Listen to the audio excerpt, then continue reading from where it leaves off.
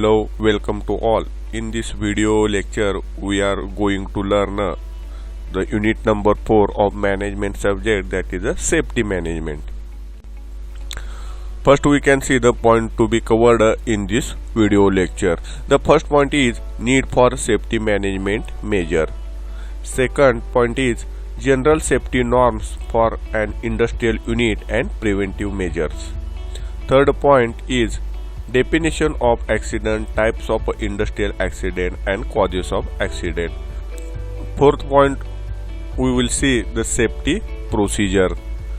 Fifth point is fire hazards and fire drill, and last point we are going to learn it is work permits. First we can see the need for safety management. प्रत्येक ऑर्गनायझेशनचा सगळ्यात महत्त्वाचा गोल काय असतो तर तो असतो safety management. Safety management म्हणजे प्रत्येक ऑर्गनायझेशन मध्ये जो काही एम्प्लॉई काम करत असतो त्यांना ॲक्सिडेंट फ्री किंवा त्या वर्करला कोणतीही हेल्थ इंजुरी न होता तसंच ऑर्गनायझेशनची कोणतीही प्रॉपर्टी डॅमेज न होणारं एन्व्हायरमेंट प्रोव्हाइड केलं जातं, त्यालाच आपण सेफ्टी मॅनेजमेंट म्हणतो. सेफ्टी मॅनेजमेंट ही महत्त्वाची असते कारण इंडस्ट्रीमध्ये काम करणाऱ्या प्रत्येक वर्करची इच्छा असते की आपण एखाद्या सेफ आणि वेल प्रोटेक्टेड एन्व्हायरमेंटमध्ये काम करावं. त्यामुळं अशा वेल सेफ्टी एन्व्हायरमेंटमध्ये काम केल्यामुळं वर्करची जी काम करण्याची इच्छा आणि कार्यक्षमता या दोन्हीमध्ये वाढ होत असते. Safety it is a very important aspect for any industry as an accident free environment boost the moral of a team members working in any hazardous situation. A safety management system is a continuous improvement process that is reduce hazards and prevents incidents. Safety management ही अशी एक process आहे की ज्यामुळे organisation मध्ये काम करत असताना येणारे जे काही सुरक्षेविषयी धोके आहेत किंवा ॲक्सिडेंट्स आहेत ते प्रिव्हेंट केले जाऊ शकतात. A safety management system it is used in industry that manages significant safety risk including petroleum, chemical, nuclear, aircraft, oil and gases and mining industries and others. Petroleum industry असेल, chemical industry, nuclear, aircraft, oil and gases industry, mining industry यामध्ये ह्या सर्व ज्या industry आहेत त्या hazardous industry आहेत. अशा इंडस्ट्रीमध्ये काम करणे हे खूप रिस्की असतं आणि सेफ्टी मॅनेजमेंट सिस्टीम अशा इंडस्ट्रीमध्ये इम्प्लिमेंट केल्यामुळे वर्करना रिस्क फ्री आणि हेल्दी एन्व्हायरमेंट प्रोव्हाइड केले जाऊ शकते.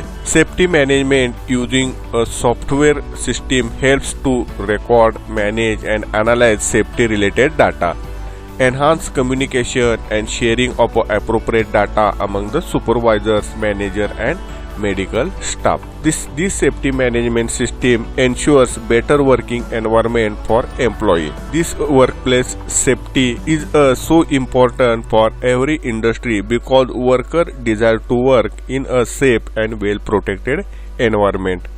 Healthy and safety workplace is essential for all industry in order to promote a well-being of both employee and employer.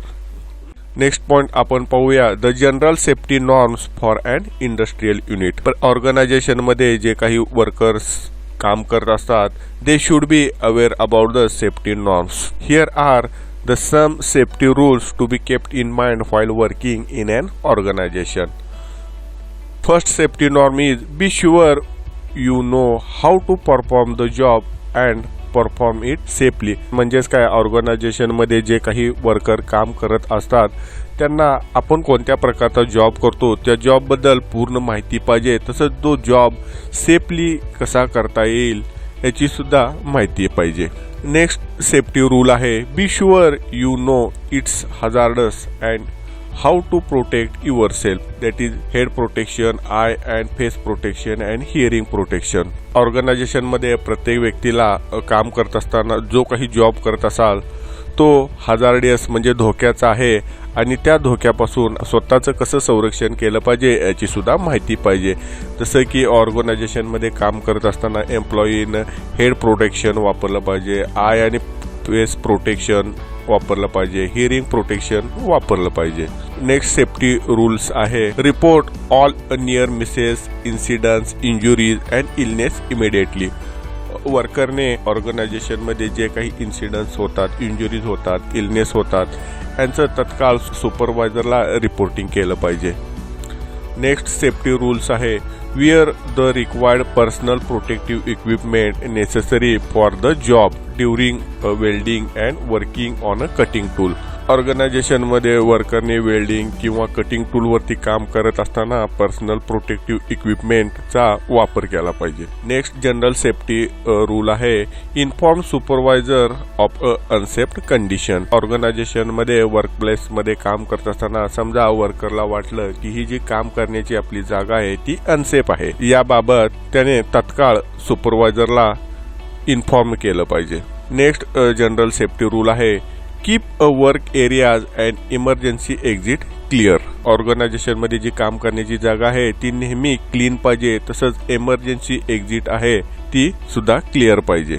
Next safety rule आहे avoid the tracking hazardous material lockout of energy resources. Next safety rule आहे avoid the lack of oxygen on work place that could be cause immediate respiratory failure. Next safety rule आहे serious care must be taken where toxic gases or vapours can poison the worker. Petroleum organisation असेल, oil and gas organisation असेल किंवा other industry की जिथे high risk असते, अशा ठिकाणी serious care प्रत्येक वर्करनं घेतली पाहिजे. नेक्स्ट पॉइंट आपण पाहूया द प्रिव्हेंटिव्ह मेजर. ऑर्गनायझेशनमध्ये जे काही ॲक्सिडेंट होतात ते जर आपणाला थांबवायचे असेल तर ऑर्गनायझेशनमध्ये सेफ्टी मेजर इम्प्लिमेंट करणं गरजेचं आहे. ऑर्गनायझेशनमध्ये इम्प्लिमेंट होऊ शकणारे काही इम्पॉर्टंट सेफ्टी मेजर आता आपण पाहूया. फर्स्ट सेफ्टी मेजर आहे the safe workplace and working condition. त्यामध्ये फर्स्ट आहे good layout. Good layout may include a sufficient space for a movement non skid type of a floor. म्हणजे कामगारांची काम करण्याची जी जागा आहे त्याचं लेआउट म्हणजे आराखडा हा चांगला पाहिजे, म्हणजेच की तिथं वर्करना मुवमेंट करण्यासाठी पुरेशी जागा असणं पाहिजे. तसंच जे तळ आहे म्हणजे जे फ्लोअर आहे तो घसरता किंवा निसरडा असता कामा नये, त्यालाच आपण गुड लेआउट म्हणतो. नेक्स्ट सेफ्टी मेजर आहे रिड्यूस नॉइज लेवल. ऑर्गनायझेशनमध्ये ज्या काही अशा मशिनरी आहेत ती मोठ्या प्रमाणात नॉइज क्रिएट करतात, अशा मशिनरीसाठी स्पेशल रूम किंवा स्पेशल एरिया अलोकेट केला पाहिजे. नेक्स्ट आहे inflammable material should be stored separately. Inflammable म्हणजे ज्वालाग्राही जे काही मटेरियल आहे ते सेपरेटली स्टोअर केलं पाहिजे. Next safety major at workplace it is machines or their parts should be fenced when it is not possible to provide a safeguard. All boilers and other pressure vessels must be kept in proper condition. Organization मध्ये जे काही boilers and pressure vessels असतात they must be examined thoroughly at the regular intervals. Next safety measure at workplace आहे the physical condition, sufficient illumination, ventilation and height should be provided. ऑर्गनायझेशनमध्ये काम करत असताना worker ज्या ठिकाणी काम करतात त्याला आपण वर्कप्लेस म्हणतो. अशा वर्कप्लेसमध्ये सफिशियंट इल्युमिनेशन म्हणजे पुरेसा प्रकाश, व्हेंटिलेशन म्हणजे खेळती हवा, जे काही छत आहे त्याची उंची ही पुरेशी असली पाहिजे. असं हे सेफ्टी एन्व्हायरमेंट वर्कप्लेसच्या ठिकाणी प्रोव्हाइड केलं गेलं पाहिजे. नेक्स्ट सेफ्टी मेजर्स आहे safe material handling. Host, crane, lift along with its accessories must be periodically tested. They must be of a sound construction. Load lifting capacity or a safe working load should be prominently marked on a equipment. Organisation मध्ये ज्या काही crane आहेत, lift आहेत, त्या पिरियॉडिकली त्या check केल्या पाहिजेत आणि त्यांचा मेंटेनन्स करून घेतला पाहिजे. तसेच प्रत्येक जे काही क्रेन्स आहेत, लिफ्ट आहेत त्यामध्ये त्यांची वर्किंग कॅपॅसिटी ही लिहिली गेली पाहिजे. नेक्स्ट सेफ्टी मेजर आहे personal protection equipment that is PPE. ज्या काही हजार्डस ऑर्गनायझेशन आहे जसं की केमिकल ऑर्गनायझेशन आहे किंवा ऑइल अँड गॅस ऑर्गनायझेशन आहे, अशा ठिकाणी काम करत असताना प्रत्येक वर्करने पर्सनल प्रोटेक्शन इक्विपमेंट म्हणजे पीपीईचा वापर केला पाहिजे. The personal protective equipment is used to save from the danger from sharp edges, hot surface, dust, toxic gases, etc. Usually, the human body needs a protection for the parts or a system. The PP used for the protection against the sharp edges, hot surfaces, dust, and any hazardous material in an organization. आता या diagram मध्ये तुम्हाला वेगवेगळे PPE equipment दिसतात. आता for example hand gloves. Hand for the hand protection, the worker must use the hand gloves. For foot protection, worker can use leather or rubber shoes. For head protection, they can use a safety helmet. For eye protection, they can use safety goggles. For face protection, they can use face shield. For body protection, they can use apron or boiler suit. For hearing protection or where the noise level is high, the worker can use earplugs or they can use ear muffs. These are the some personal protective equipment.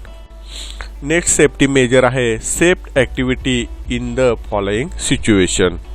Repair work on a machine should be not be done when it is running.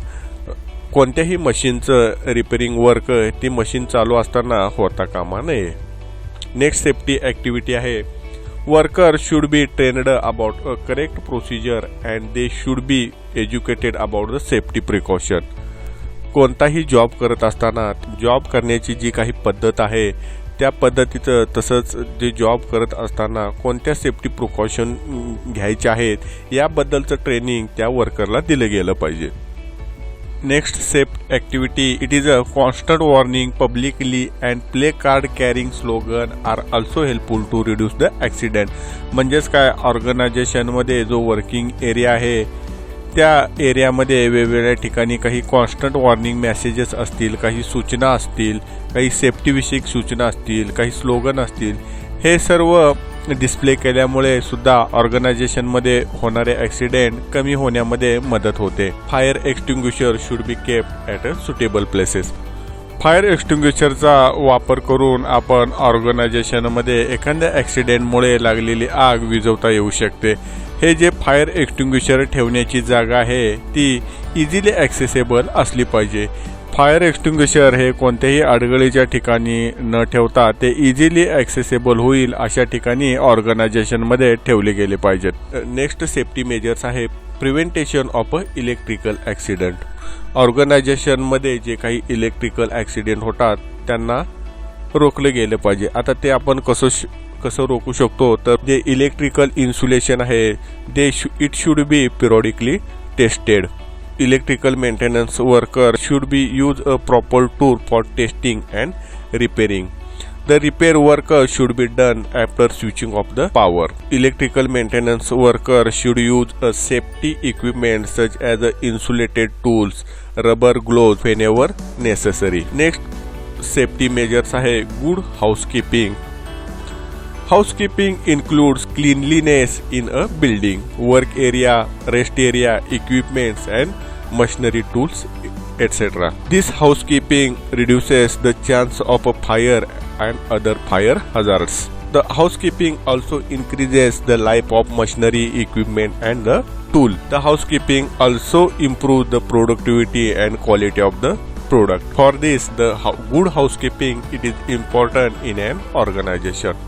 Next safety measure आहे training for a safe working. ऑर्गनायझेशनमध्ये मॅनेजमेंटने जे काही employee काम करतात त्यांच्यासाठी how to work a safely याबद्दल training session organise केले पाहिजेत. नेक्स्ट पॉइंट आपण पाहूया the types and causes of a industrial accident. First आपण पाहूया the definition of accident. An accident is an unplanned and undesired event which results into unacceptable and undesired consequences. The consequences might be a injury and or a damage to a equipment, machinery, raw material or finished product or damage to the environment. ॲक्सिडेंटचे परिणाम काय होतात तर जे काही worker आहेत त्यांना injury येणं, equipment damage होणं, मशिनरी डॅमेज होणं, ऑर्गनायझेशनमध्ये असणारे रॉ मटेरियल किंवा जे फायनल किंवा फिनिश्ड प्रोडक्ट आहेत यांना येणारं डॅमेज, तसंच एन्व्हायरमेंटला येणारं डॅमेज हे ॲक्सिडेंटमुळे होणारे परिणाम आहेत. In an accident a person may be receive a minor physical injury while working. वर्कप्लेसच्या ठिकाणी जर ॲक्सिडेंट झाला, जे काही एम्प्लॉय आहेत त्यांना मेजर किंवा मायनर इंजरी येऊ शकते. Accident is happen in a industry if the employee resumes his duty within the 48 hours. This type of accident it is called a non-reportable accident. If the injured employee is remain absent for 48 hours or more due to injury at a workplace, this type of accident it is called a reportable or lost time accident. Next आपण पाहूया the losses due to accident. ॲक्सिडेंटमुळे दोन टाईपचे losses होऊ शकतात. First आहे direct loss and second आहे indirect loss. First आपण पाहूया the direct loss. This type of losses measured in terms of money. The employer has to pay to the worker for the compensation, medical expenses are coming under the direct losses. Next पाहूया आपण indirect losses. Indirect loss मध्ये loss of a time of a injured person also his fellow म्हणजे त्याचे जे काही सहकारी आहेत accident झाल्यामुळे ते काम करणे थांबवतात आणि त्यामुळे होणारा जो काही टाइम लॉस आहे तो इनडायरेक्ट लॉस मध्ये येतो. तसेच an investigation and preparation of a report of an accident, training a new worker to replace the worker who lost his life in an accident, the loss due to damage caused to the machines, ह्या सुद्धा गोष्टी indirect loss मध्ये येतात. तसेच the losses to the injured worker due to loss of his income, loss in a medical expenditure and pain felt by a worker, these are also the indirect losses due to accident. Next point आपण पाहूया the types of industrial accident. Industrial accident is divided into the two general classes. First is machinery accident and second is non-machinery accident.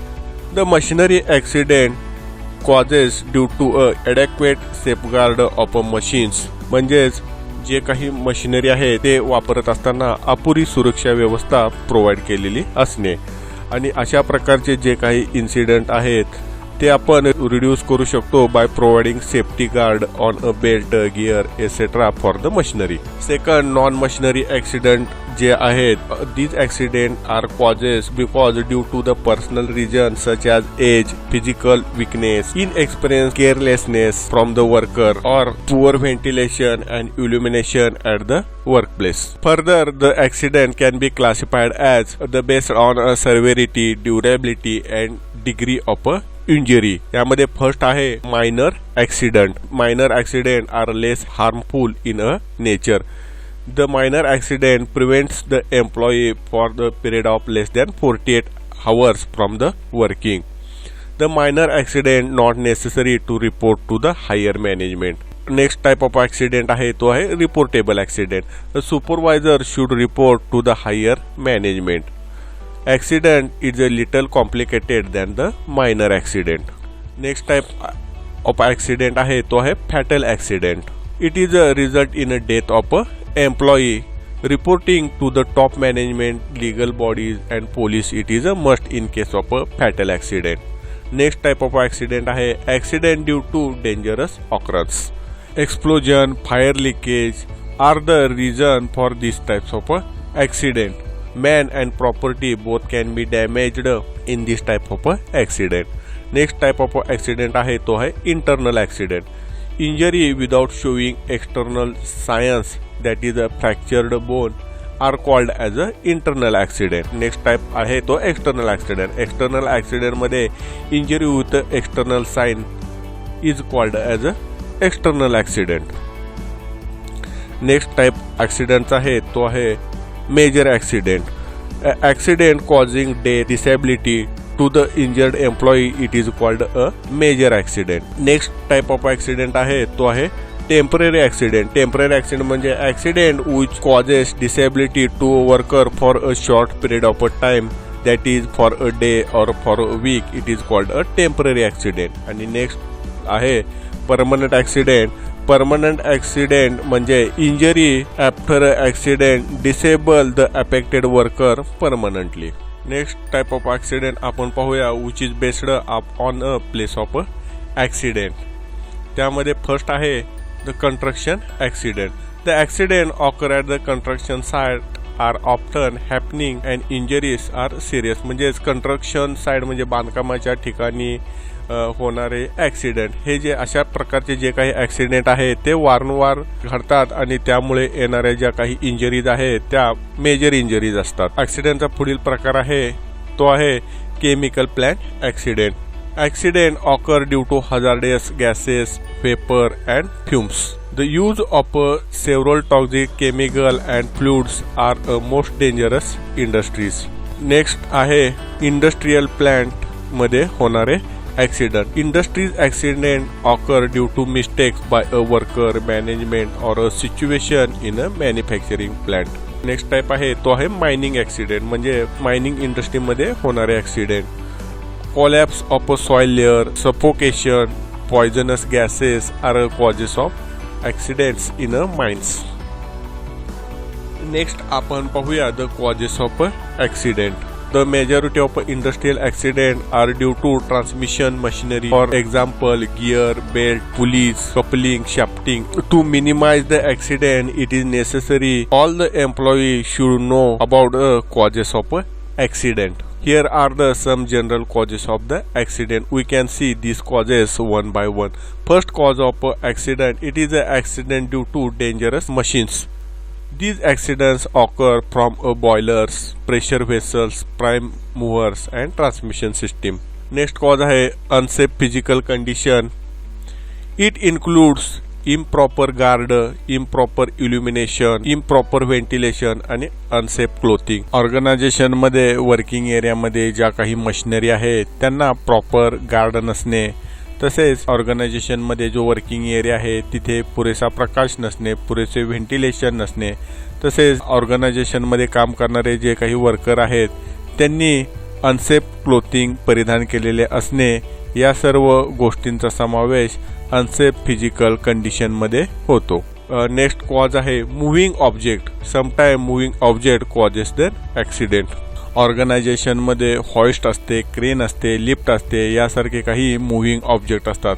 Organisation मध्ये अशा moving ऑब्जेक्टमुळे accident घडण्याची शक्यता असते. Next cause आहे personal factor. Lack of knowledge, physical weakness are the personal factor which causes the accident. एम्प्लॉयला जो काही job assign केलेला आहे त्या जॉबबाबत त्याला कमी नॉलेज असणं, तसेच त्या वर्करला असणारा फिजिकल विकनेस आणि त्याचे काही प्रॉब्लेम असतील, या सर्व गोष्टीमुळे सुद्धा ऑर्गनायझेशन मध्ये ॲक्सिडेंट होऊ शकतात.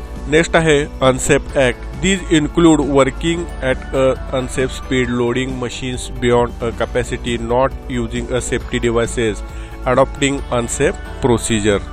Unsafe Act मध्ये जसं की जे काही मशिनरी आहे त्यांच्या कॅपॅसिटीच्या वरती त्यांना लोड देणे, किंवा जॉब करत असताना सेफ्टी डिव्हाइसेसचा वापर न करणे, किंवा जॉब करण्याची जी काही प्रोसिजर आहे ती सेफ्टी प्रोसिजर न फॉलो करणे, या सर्व गोष्टीमुळे ॲक्सिडेंट ऑर्गनायझेशन मध्ये होऊ शकतात. Next general cause of accident आहे तो आहे electrical cause. Some important causes of electrical accident are do not providing a proper protecting device, do not obeying a proper instruction and safety precautions by a electrical maintenance worker, failure to use insulated pliers, screwdrivers and rubber gore by a worker. These are the some causes of a electrical accident. Next general cause accident is exposure to harmful substances. Injuries due to accident are also caused due to exposure to harmful substances like toxic gases, fumes, dust, vapor, aerosol, etc. Next general cause आहे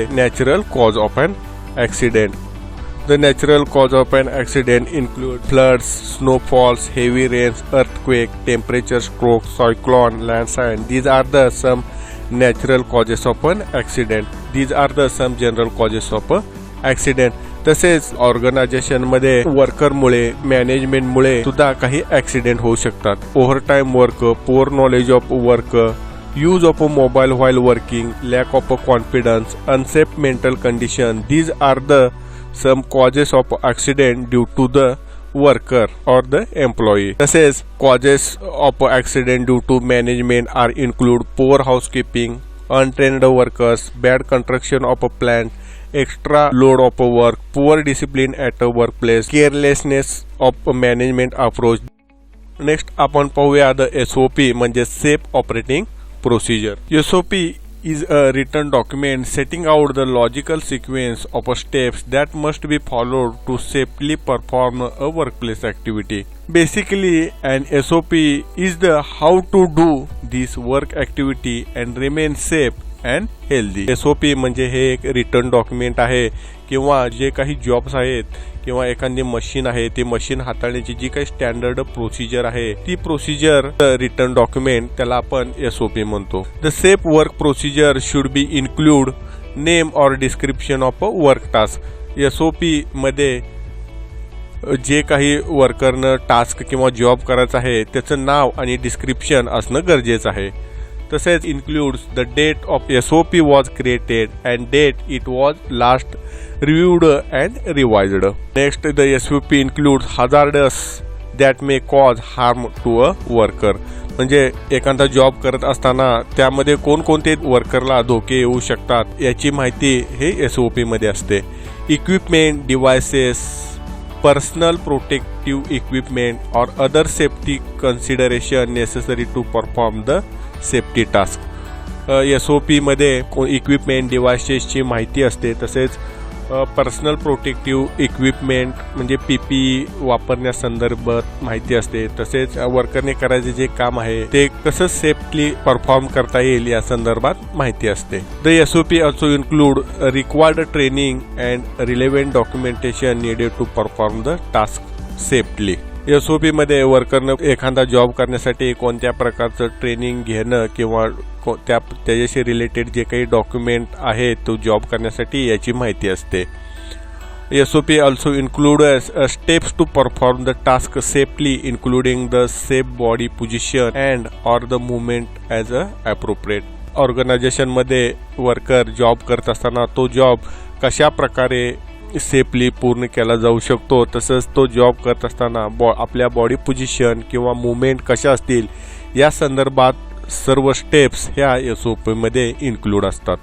next point आपण पाहूया the fire hazard. Organisation may face a different types of hazards such as mechanical hazard, electrical hazard, chemical, radiation and fire hazard. Hazard is a situation to cause a harm in term of human injury or ill health, damage to property or environment or both. Hazard ही अशी एक situation आहे की ज्यामुळे human injury होऊ शकते किंवा ऑर्गनायझेशनच्या प्रॉपर्टीला किंवा एन्व्हायरमेंटला डॅमेज होऊ शकतं. The most important part of developing and effective fire safety management system is identifying the hazards in a workplace and eliminating them at the source.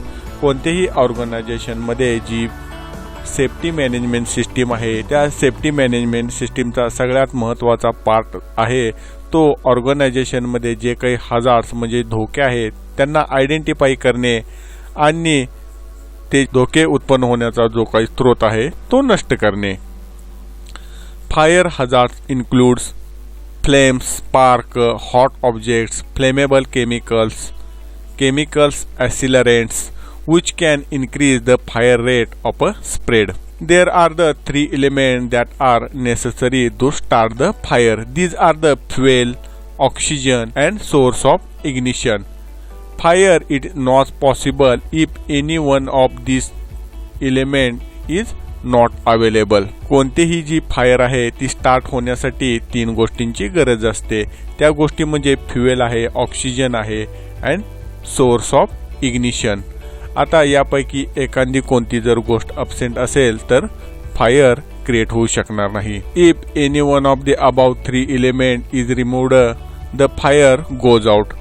Therefore, the method of fire extinguishment are depending upon removing or shutting off sources of fuel, excluding oxygen or decreasing it below 40 to 18% by adding inert gases, removing heat from the fire faster than its liberation, and removing free radicals to discontinue a chain reaction and flame propagation. These are the some techniques that used in a fire extinguishment. आता next आपण पाहूया the classification of a fire and extinguisher. Here are the 4 classes of a fire ABCD. Class A fire म्हणजेच काय? The fires in ordinary combustible material such as a wood, cloth, paper, rubber या मीडियमद्वारे लागणारी जी काही आग आहे त्यांना आपण क्लास A फायर असं म्हणतो. अशा प्रकारची जी फायर आहे ती विझवण्यासाठी we require the heat absorbing cooling effect or water solution. For this types of a fire we can use a soda acid or gas pressure is a extinguishing medium. Next class of a fire is a class B. The fire in flammable or combustible liquid, flammable gases, grease, solvents, petroleum products, furnaces, paint यामध्ये लागणारी जी काही fire आहे त्याला आपण class B fire असं म्हणतो. The extinguishing medium used for a class B fire it is a chemical foam, carbon dioxide, sand buckets, halon 1211. These are the fire extinguishing medium are used. Class B fire are goes out by interrupting the combustion chain reaction. Next class of a fire is a class C.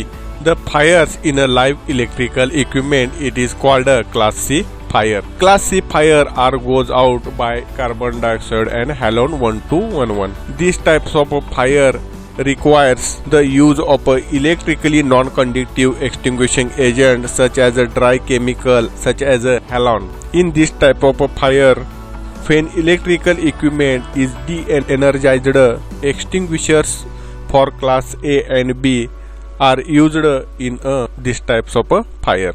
Next class of a fire it is a class D. The fire involving metal like magnesium, aluminum, zinc, potassium are called a class D fire.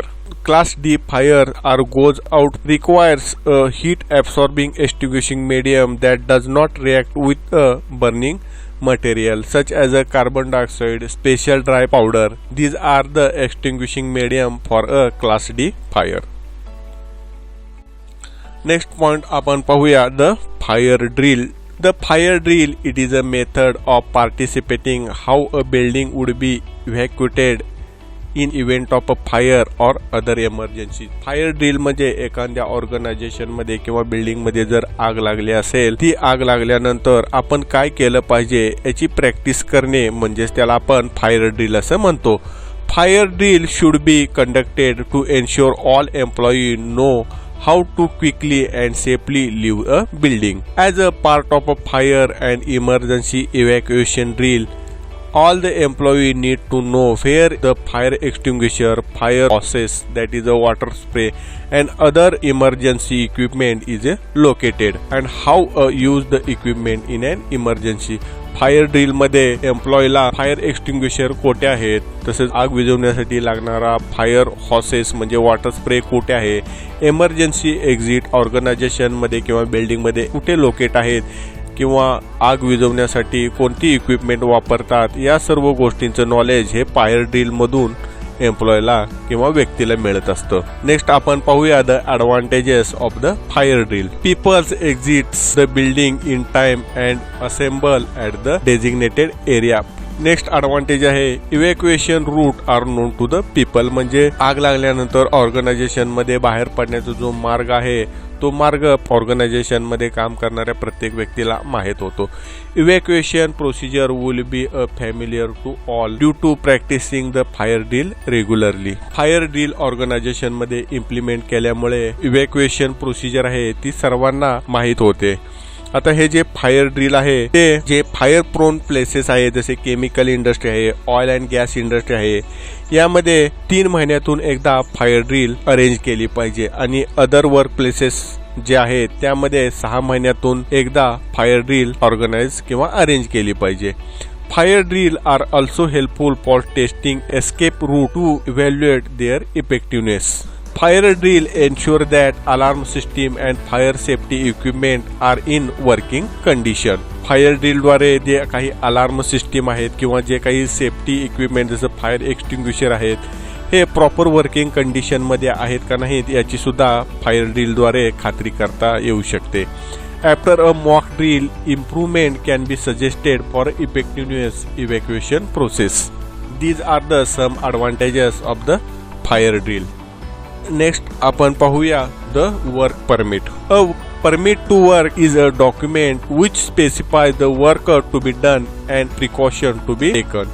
A permit to work from an essential part of a safe system of a work or a many maintenance activities. The permit to work system shall be applied included maintenance and repairing, testing, construction, modification, cleaning. The permit to work system it is an integral part of a safe system of work and it can be assist in the management of work activities including non-routine work. A permit to work system it is a formal written system used to control and execute a certain types of job safely, which are identified as a potential hazardous. The common factor in any type of a work permit applications are the job objectives, methodology, issue of a permit, its execution and termination, foreseeing of a hazardous and arrangement of their control, testing and certification of a working atmosphere, the use of a tool and personal protective equipment, the first aid and rescue equipment and training of a worker. These are the some common factor included in work permits. Normally hazardous work of a maintenance or a modification needs a work permit system. Work permit is given for a following categories of a work. First आहे operation work, त्यामध्ये evacuation work असेल, vessel entry असेल, working at a height असेल, hot work असेल, welding and cutting work असेल, equipment removal work असेल, pipe breaking, line breaking, lining in furnace, waste disposal, ship breaking and cutting यासारख्या जे काही ऑर्गनायझेशनमध्ये चालणारे ऑपरेशन आहेत त्यासाठी वर्क परमिट हे गरजेचं आहे. नेक्स्ट आहे equipment, electrical, pneumatic, hydraulic lifting machine, crane, sprinkler and hydrant system यासाठी सुद्धा वर्क परमिटची गरज असते. Hazardous area such as explosive, flammable, corrosive, radio or toxic atmosphere यासारख्या एरियामध्ये काम करण्यासाठी सुद्धा वर्क परमिटची गरज असते. त्यानंतर टाइम फॅक्टर म्हणजे ओव्हर टाइम. नेक्स्ट आपण पाहूया the features of a permit to work system. A hazard and risk assessment, standard operating procedure, instruction in the issue, use and closure, the permit issue, extension and withdrawal details, the name and signature of those who are responsible for the job. These are the some features of a permit to work system. Next आपण पाहूया the types of a work permit.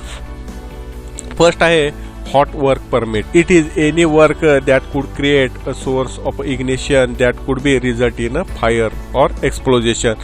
The example of a hot work permit are a spark producing tools, hammering in high risk gas areas, explosives, weldings. These are example of a hot work permit. Next type of a work permit, it is a cold work permit. A cold work permit shall be obtained for all general work that does not involve activities related to the hot work.